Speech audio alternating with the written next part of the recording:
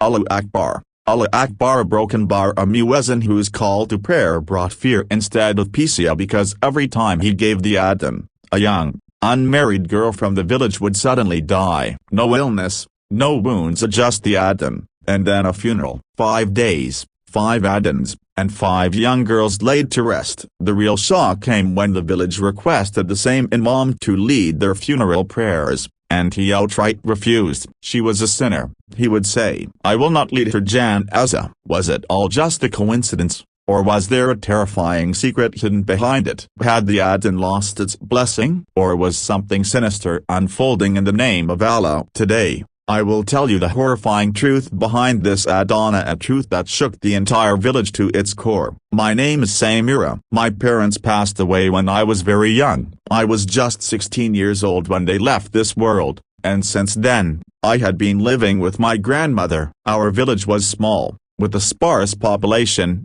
but behind its silence, many secrets were buried, secrets that no one could see from the surface. I also lived with my uncle, who had never married. He was a strict man, and after he was appointed as the imam of the village mosque a few weeks ago, his strictness had doubled. He forbade me from going anywhere, completely banned mobile phones, and considered even smiling or talking to someone a grave sin. What's the point of all this fashion? Who do you need to impress? He would say, you can dress up for your husband after marriage. For now, live like a respectable girl. His oppressive attitude changed our home completely. Even my gentle grandmother, who once had a soft heart, had begun to adopt his ways. She would never let me do housework in the afternoon, telling me to rest instead. Don't overwork yourself in this heat, she would say. Just wake up in time for prayer. At first, I thought all of this was just normal discipline, but what began to happen in the following days shook me to my core. Our village would fall silent in the afternoons, shops would close, streets would be empty, as if the whole place had wrapped itself in a shroud of quietness. One such afternoon, a sudden commotion broke out. The adhan for Asr prayer had just finished, and within minutes, an announcement was made, a funeral. When I heard the name, I was stunned. It was a girl from our street, only 17 years old, a lively, cheerful girl who had just gotten engaged a few days ago. My grandmother and I rushed to their house. Chaos reigned. The death of a young child is always heartbreaking, but a broken bar. This had come out of nowhere. No one knew what had happened. She was sleeping a broken bar and then she never woke up, was the only explanation anyone could give. Her mother clung to her lifeless body, sobbing in agony. She was our neighbor. We weren't particularly close because of my uncle's restrictions, but my heart ached for her family. A relative of theirs quietly told my grandmother she was lying in her room. Her mother called her for tea, but she didn't respond. When she went closer, her body was cold, a broken bar, as if she had passed away in her sleep. My grandmother shook her head, whispering, "This doesn't seem like a normal death. Something is wrong. A shadow, a broken bar, some dark force." And the whole village believed the same thing. The adhan was given a broken bar and within minutes, the girl had died. That night, I saw my uncle pacing in the courtyard, restless. His face held a strange tension. Sleep had abandoned him. I woke up for a glass of water and thought he might need something. Just as I was about to ask, he turned to me, his face dark with anger. "Why are you interfering in my affairs?"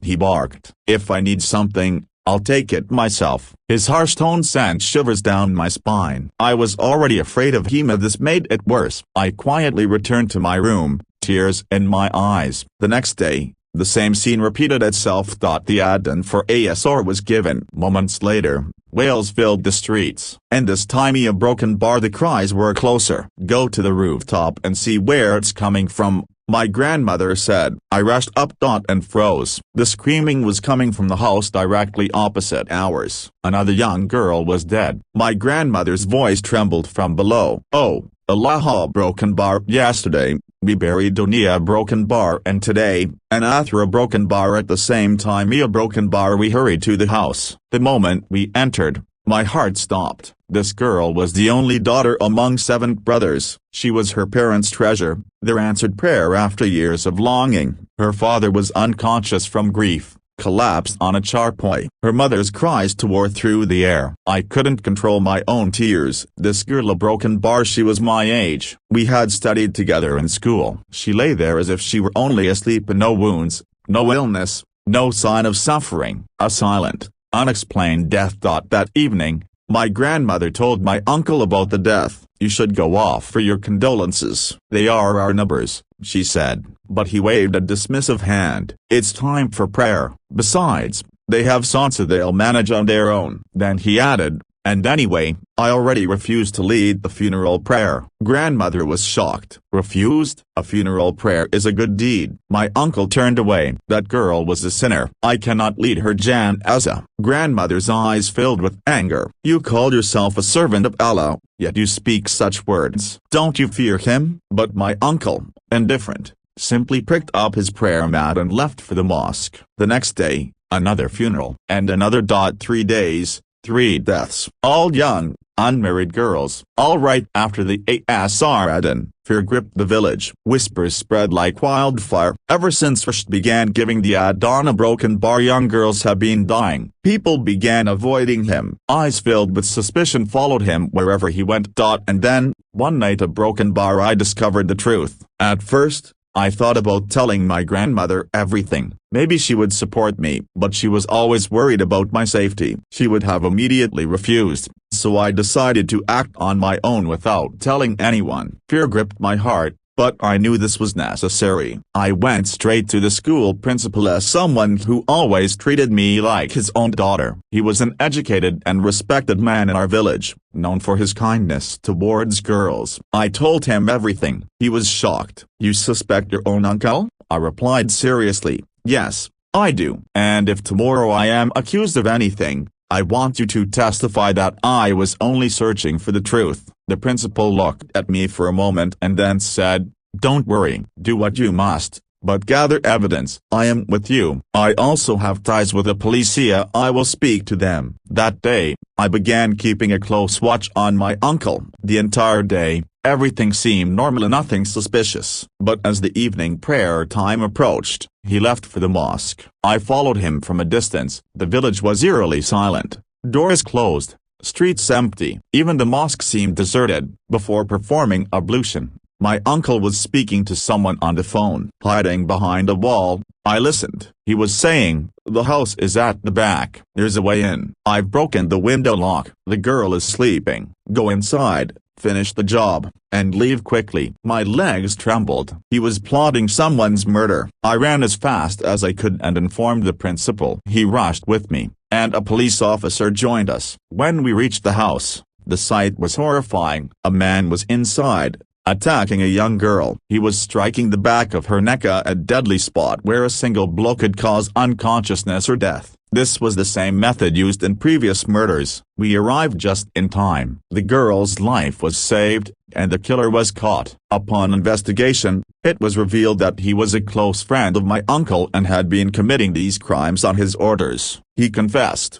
we believe today's girls are spreading filth. They disrespect their parents, talk to boys, and we had to cleanse them to earn divine rewards. The first victim had been talking to a boy on the phone, hoping to marry him, but my uncle couldn't tolerate it. He planned her murder. The second victim was allegedly rude to her father. That, too, was enough for my uncle's anger. We were shocked. How did my uncle keep track of these girls? Everything became clear. His strictness, his bizarre talks, his habit of labeling others as sinister. It was all the result of his twisted mentality. We also learned that he always executed his plans at the time of the evening call to prayer. The call was just a cover for him. When his friend was taken into custody, the truth came out. The police immediately arrested my uncle as well. Upon realizing I had exposed him, he wanted to kill me too. But by then, it was too late. My grandmother's face dropped in shame. She whispered, I wish I never had a son like him. It would have been better if I had no son at all. My uncle was now in the hands of the law. Later,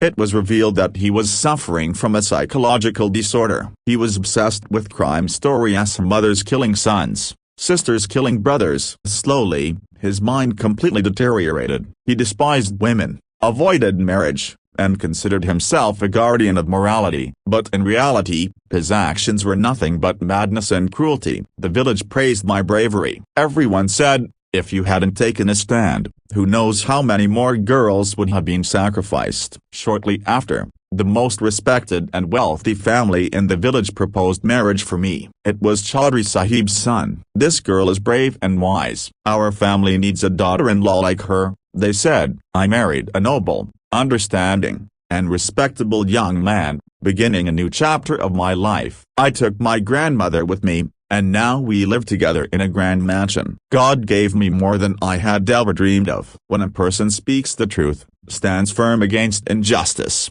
and saves a life, God never lets that deed go unrewarded. My uncle was sentenced to life imprisonment. He is in gaol, undergoing psychiatric treatment. Silence is also a crime. If you witness something wrong around you, speak up, ask questions, and take a stand. Because oppression spreads not just through swords, but also through silence. Oh Allah, give us the ability to recognize the truth and act upon it. Keep us away from falsehood. Grant us the courage to stand with the oppressed. Protect our society from those who hide their evil behind a mask of righteousness. Safeguard our future generations. And bless us with honor, dignity, and bravery. Ameen. If anyone among you sees a wrongdoing, stop it with your hand. If that is not possible, then speak against it. And if even that is not possible, then at least consider it wrong in your heart. And that is the weakest level of faith.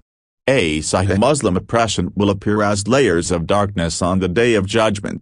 Sahih Bukhari. If you found this story powerful and wish to hear more real, thought-provoking, and eye-opening stories, please like this video, subscribe to the channel, and share your thoughts in the comments. Your support is our strength. May Allah keep you in His protection.